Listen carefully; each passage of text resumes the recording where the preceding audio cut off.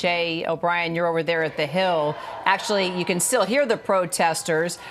Israeli Prime Minister Benjamin Netanyahu set to be here tomorrow, meet with President Joe Biden. Also, apparently on Thursday, we'll head to Mar-a-Lago to meet with former President Trump.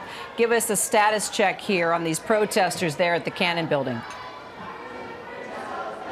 Yeah, these are ceasefire protesters. They were at where our live shot position was in the Cannon Rotunda, which is a congressional office building here. Now we've been moved downstairs by Capitol Police. We've been asked to leave that area, and we found this. This is where the protesters that they've arrested inside the Rotunda are being taken to. Those protesters in line there, the ones still chanting, they are being arrested as Capitol Police start to break up that demonstration. What we saw was a group called it was a Jewish group, and they have these signs that say Jews do not support funding Israel, and they're chanting stop arming Israel and things of that nature. The group is called Jewish Voices for Peace, and they have essentially begun this demonstration a day prior to Bibi Netanyahu's address here on Capitol Hill. Prime Minister Netanyahu is expected to address a joint meeting of Congress, which is both the House and Senate, in the same room, although we do expect some Democrats to be absent in protest. Netanyahu is here on the invitation of both Republicans and Democrats to give an update on that ongoing war in Gaza. We are expecting, House Speaker Mike Johnson has said, the Capitol Police, etc., are expecting wide-scale protests tomorrow, but what we weren't expecting, guys, was those protests to begin today as they have. Right, we've seen this at colleges and universities and in towns and cities as well across the country, obviously, as that war has dragged on and the suffering of the Palestinian people has increased to the point of famine and just devastation of Gaza.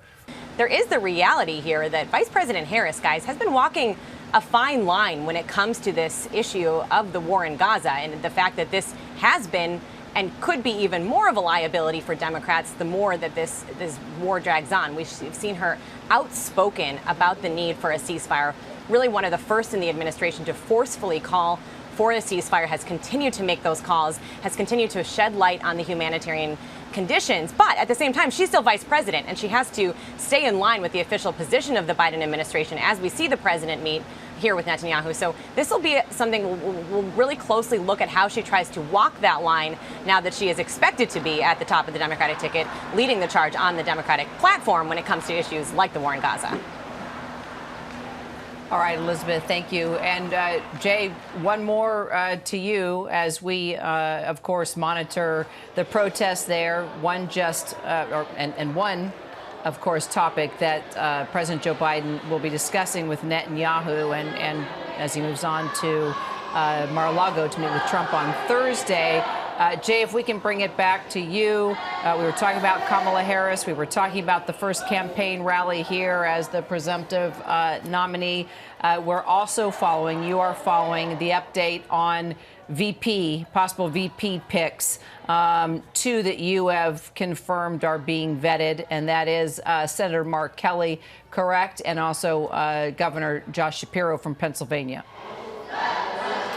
Yeah, that's reporting from our Martha Raddatz, who says that those are the two names that rise to the top right now. Obviously, they have deep ties and are very popular in their respective swing states. Mark Kelly of Arizona, Josh Shapiro, governor of Pennsylvania, et cetera, et cetera. And it's interesting because what we've heard, Kira, from Democrats in recent days is after all of that drama about President Biden on the top of the ticket, there were Democrats who felt this sense of unity in their party. But there are still divisions in the Democratic Party, particularly with progressives, on issues like the very one that is the subject of the protest of the hallway that I'm currently standing in, which is Gaza and support for Israel. So this is a real-time reminder of the fact that despite the fact that Democrats have told us in just the last 24 hours or so that they feel unified behind their new candidate, Kamala Harris, there are still deep divisions in this party on significant issues like support for Israel.